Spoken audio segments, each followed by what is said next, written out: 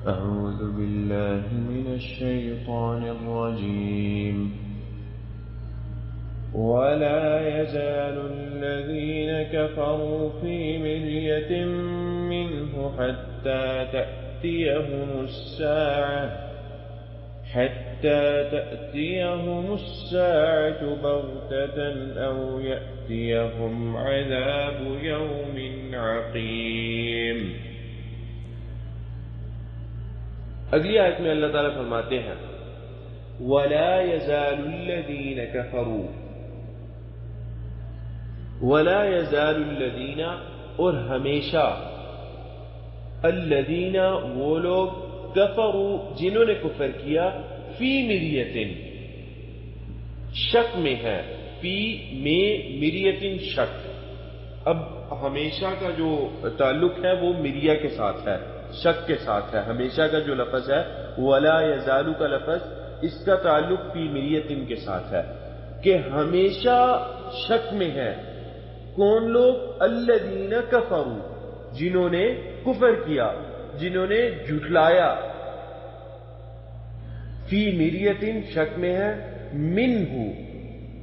اب منہ ہا کی جو ضمیر ہے یہ لوٹتی ہے نبی اکرم صلی اللہ علیہ وسلم کی طرف بھی، اور قرآن کے متعلق بھی مفسرین نے اس کے بارے میں یہی بات ذکر کی ہے کہ قرآن کے متعلق اور نبی اکرم صلی اللہ علیہ وسلم کے متعلق، یا پھر اس کا تعلق جیسے کہ امام شوکانی رحمہ اللہ نے بھی بیان کیا ہے تفسیر میں، اس کا تعلق اس ضمیر کا اسی چیز کے ساتھ ہے جو پچھلی آیت میں ہے، جس میں شیطان کے بارے میں آتا ہے کہ شیطان ڈالتا ہے فتنے کے لیے۔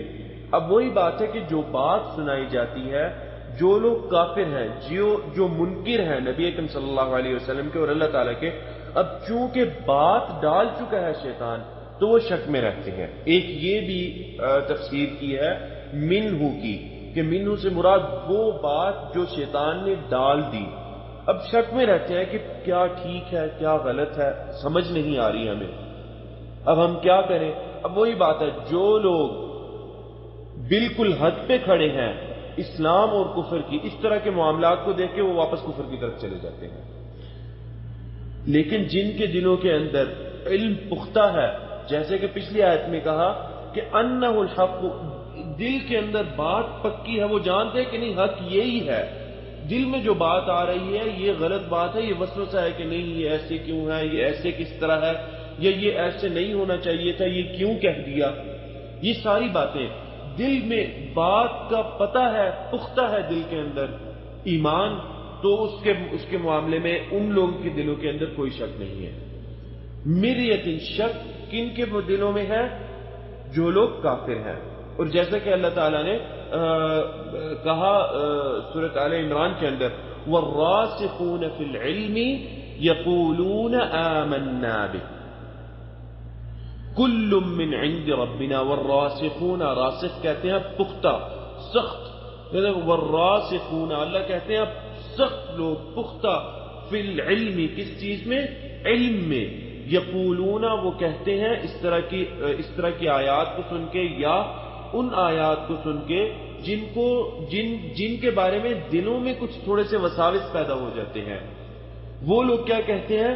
آمنا بہ، ہم نے منوان تسلیم کیا ان چیزوں کو، ہم نے نبی اکرم صلی اللہ علیہ وسلم کی تعلیمات کو جیسے لائے ویسے ہی تسلیم کیا۔ آگے کیا کہتے ہیں؟ کل من عند ربنا، یہ سب ہمارے رب کی طرف سے ہے۔ یہ اس آیت کا آخری حصہ ہے جس کے اندر اللہ تعالیٰ نے ان آیات کا یا ان چیزوں کا ذکر کیا کہ منہ، اللہ تعالیٰ قرآن کے بارے میں کہتے ہیں آیات کے متعلق کہ اسی قرآن میں آیات محکمات ہن ام الکتاب، کچھ محکم آیتیں ہیں جن سے واضح مسائل ظاہر ہوتے ہیں، واضح چیزیں ظاہر ہوتی ہیں، وَأُخَرُ مُتَشَابِهَاتٌ، اور دوسری کچھ آیات وہ متشابہات ہیں جن کے اندر شبہات ہیں تھوڑے سے۔ اب ان کے متعلق جو شبہات والی آیات ہیں ان کے متعلق اللہ تعالیٰ دو گروہوں کا عمل بیان کرتے ہیں، کہتے ہیں جو لوگ جن لوگوں کے دل میں ایمان پختہ نہیں ہے وہ متشابہات کی پیروی کرتے ہیں اور ان کو اس طرح سمجھتے ہیں جس طرح ان کا دل چاہتا ہے. اور اگلا حصہ دوسرا گروہ وہ ہے والراسخون فی العلم، جو علم میں پختہ ہے، سخت ہیں، جن کے دلوں کے اندر ایمان راسخ ہو چکا ہے. وہ کہتے ہیں کہ ہم ایمان لائے، منون ہم نے تسلیم کیا، جیسے آیا ویسے ہی تسلیم کر لیا ہم نے. اور وہ لوگ ہیں جن کے سامنے شیطان کا بس نہیں چلتا. یہ لوگ ہیں جن کے متعلق شیطان کو سمجھ نہیں آتی کہ اب میں ان کے ساتھ کیا کروں. ان کے ساتھ تو اللہ تعالیٰ کی مغفرت بھی ہے جو اللہ نے وعدہ کر رکھا ہے، اور جس کے بدلے میں نے ایک اللہ سے وعدہ کیا کہ میں ہمیشہ گمراہ کروں گا. اللہ تعالیٰ نے کہا کہ جاؤ کرو گمراہ، میری مغفرت ہے میرے بندوں کے لیے. اور پھر ان کے لیے اللہ تعالیٰ نے اسباب مہیا کر دیے ہدایت کے، راستہ دکھانے کے. ان لوگوں کے متعلق شیطان کا بس نہیں چلتا. آگے اللہ تعالیٰ کہتے ہیں حتی تأتیہم الساعہ، یہاں تک کہ تأتیہم آ جاتی ہے ان کو یا پا لیتی ہے ان کو الساعۃ گھڑی. کون سی گھڑی؟ یہاں سے گھڑی سے مراد قیامت. یعنی وہ کافر لوگ اس وقت تک اس قرآن کے متعلق اور نبی اکرم صلی اللہ علیہ وسلم کے متعلق شک میں ہی رہتے ہیں یہاں تک کہ قیامت کی گھڑی آ جاتی ہے.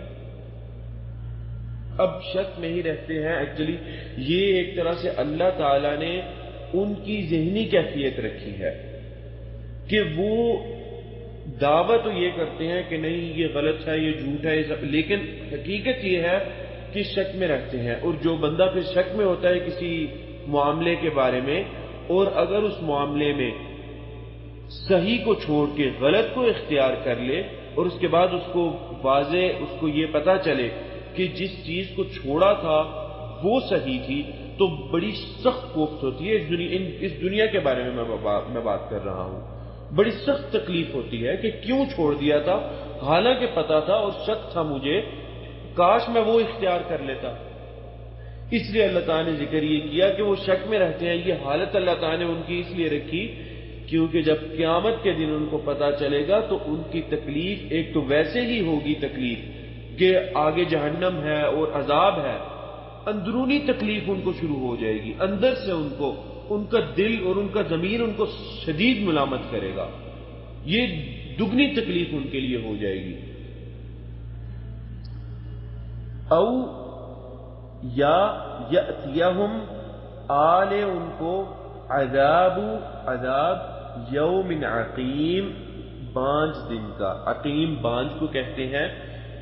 بانج دن اس لیے کہا، مفسرین نے امام شوکانی رحمہ اللہ اور ابن کثیر رحمہ اللہ نے اس کی تفسیر ایسے کی ہے، کہتے ہیں بانج اس لیے اللہ تعالیٰ نے کہا کیونکہ اس دن کے بعد وہ رات نہیں دیکھیں گے. کیوں نہیں دیکھیں گے؟ کیونکہ اللہ کا عذاب آ جائے گا اور مر جائیں گے، ختم ہو جائیں گے. اللہ تعالیٰ اس سفید ہستی سے مٹا دے گا ان کو. تو بانج دن اس سے مراد ان کے عذاب کا دن ہے، کیونکہ اس کے بعد کوئی دن نہیں ہے. وہ اکیلا بس دن ہے جس کے بعد کوئی دن وہ نہیں دیکھیں گے. اس لیے لوگوں نے دن روز و شب گزرنے کو ایک طرح سے نظام تولید کی تشبیہ دی ہے کہ یہ ایک دن آتا ہے جاتا ہے، آتا ہے جاتا ہے. اس لیے اللہ تعالی نے یوم عقیم بانج دن کہا، یہاں پر کہا کہ بانج دن ہے. اور کچھ مفسرین نے یہ بات بھی کہی ہے کہ بانج دن سے مراد ہر خیر سے خالی دن. چونکہ عذاب ہوگا تو عذاب تو پھر خیر ہے ہی نہیں، تو ہر خیر سے، اس کی تفسیر علماء نے یہ بھی کی ہے کہ ہر خیر سے خالی ہوگا. اور ہر خیر سے خالی یہ تفسیر اس آیت سے لی گئی ہے جو سورۃ الذاریات کے اندر قوم عاد کے متعلق اللہ تعالیٰ نے بیان کیا. اللہ تعالیٰ فرماتے ہیں اذ ارسلنا علیہم الریح العقیم، اذ جب ارسلنا ہم نے بھیجا، علیہم ان پر، ہم نے بھیجی علیہم ان پر، الریح العقیم ہر خیر سے خالی ہوا. چونکہ ہوا جو ہے وہ ایک خیر کی علامت ہوتی ہے، لیکن اللہ تعالیٰ کی طرف سے عذاب بھی بنتی ہے۔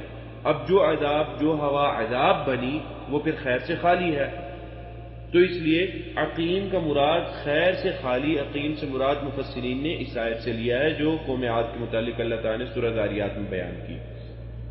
اور امام شوکانی رحمہ اللہ بیان کرتے ہیں کہ یوم عقیم سے مراد قیامت کا دن بھی لیا جا سکتا ہے، کیونکہ یوم عقیم وہ اکیلا دن ہوگا، اس کے بعد کوئی دن نہیں ہوگا جس میں کوئی عمل کرنے کی فرصت ملے، جس میں کوئی مہلت دی جائے، کوئی نہیں ہوگا، وہ آخری ہوگا اور اس کے بعد وہ کبھی کوئی اور دن نہیں دیکھیں گے، اس لیے اس سے مراد قیامت کا دن بھی ہے۔